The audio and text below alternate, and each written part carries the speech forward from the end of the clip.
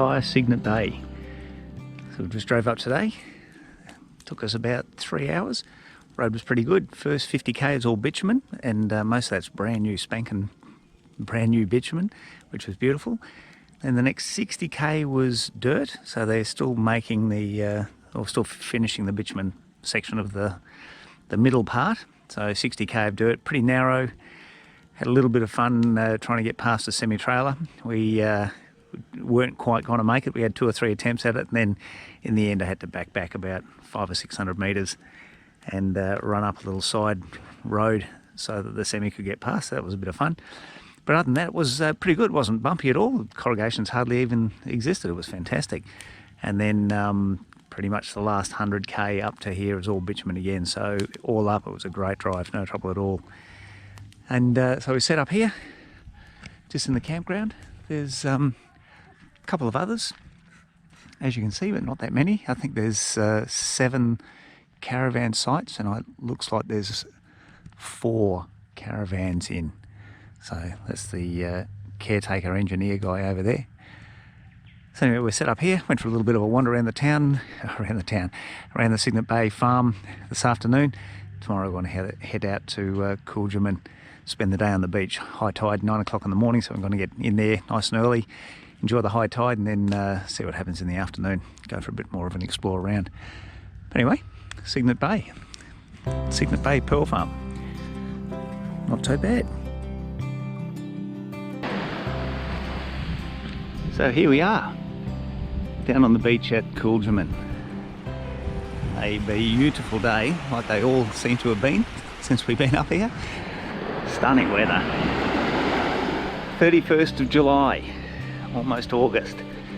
So it's about 28 degrees at the moment. I think the top's forecast to be 30. Lisa's having a fish, so you can get a nice thready for the freezer. It's stunning. Have a look at this place. Just gorgeous.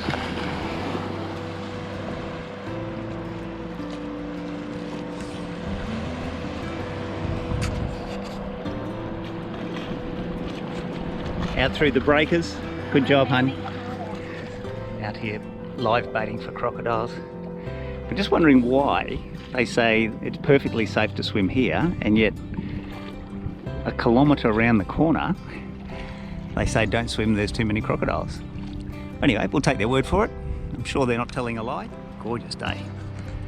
There's the Bushy's tag along tour, just pulled up on the beach. He's just going to walk into the water now and spear a great big thready or a barra or something. So here we are on the western side now at Kooljaman. See the beautiful red cliffs. Tide is very low at the moment.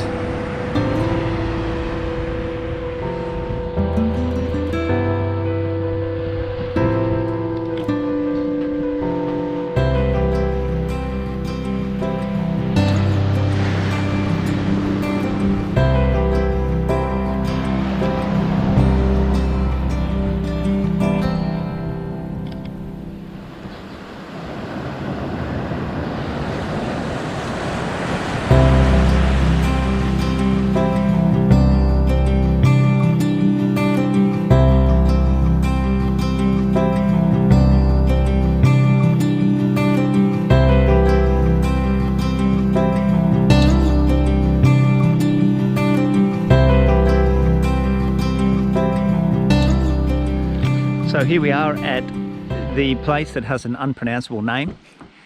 Gnylmarung, Gnylmarung something. We'll get the name of it right in the next day or so. Anyway, we just decided we'd come for a drive down here, still up at Cygnet Bay, and thought come and have a look, see if we can get in. We heard that this place is opened, and so we've driven down. It took us about 2 hours to drive down here, 30 kilometres in from the main road. The dirt track's not too bad actually. A little bit of corrugations, very loose sand, but we dropped our tyres down to 30 and had no trouble at all. So this is it. Not a bad looking spot at all. Tide's on the way out at the moment. Campsite's not too bad, it's just up there on the top of the hill. There's about a dozen people here or so, a dozen vans. so they're way down below from capacity. But it looks great. So we're going to head in tomorrow morning. We'll pull out from Cygnet Bay and come down, spend a couple of nights down here. We're just going to have some lunch. Should be good. I'll find out what that name really is. So, this morning, waking up at, and I'm going to try and say it, Gnylmarung. Anyway, it's a campsite about halfway up the Cape. Probably about 40 or so kilometres north of Beagle Bay. And it is just beautiful. This is the little bay, just a little bit further north than the campsite. Out there, we're talking to some guys this morning that were out chasing sailfish yesterday. They had multiple hookups, a couple of double hookups, a couple of triple hookups. Never managed to get one to the boat, but they reckon there's sailfish everywhere out there, apparently. So there's an interesting little structure here. So this looks very much like it might have been an Aboriginal fish trap. You can see the rocks there piled up on each other quite clearly. So they did this, and high tide, of course, they put some bait in there. Fish come in, as the tide goes out, they get stranded behind the rock wall. So not 100% sure, but it's looking pretty much like that's what it is. There's been a few of them we've seen up here on the Cape. Rightio, ready for our second morning paddle. We're just going to go out to a point out there, just beyond the boat, just have a paddle around. We made it yesterday a fair old way, but we're just going to push a little bit further this morning, see if we can get out and back before the breeze comes in. Ready to roll? Let's go. Beautiful and clear out here at the moment. Just stunning.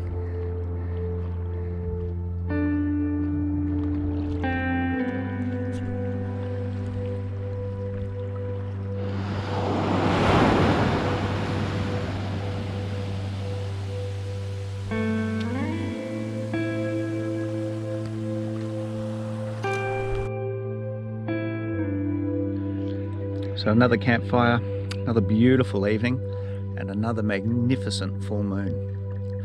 We're just saying that this is our third full moon. So we started at the beginning of June, had our first full moon at Woolland Station, and then we had our second full moon at Exmouth, I believe. I think it was Exmouth. And here we are, Cape Leveque, for our full moon number 3. Just beautiful. Just have a look at the tides. So we're on spring tides at the moment. The bay is completely drained of water. It's unbelievable. Another beautiful night.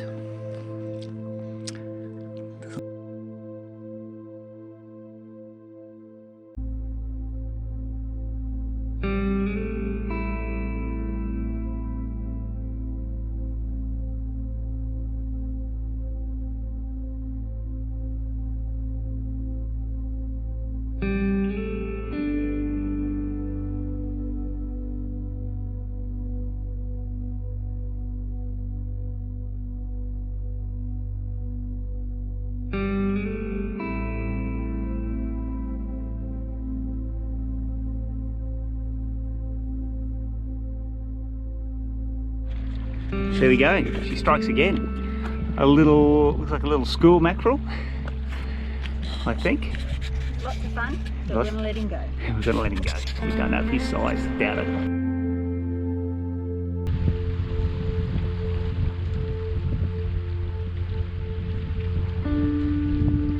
Oh, and he's on.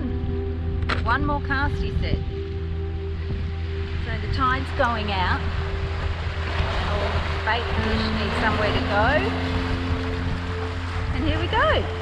Another one. See his size.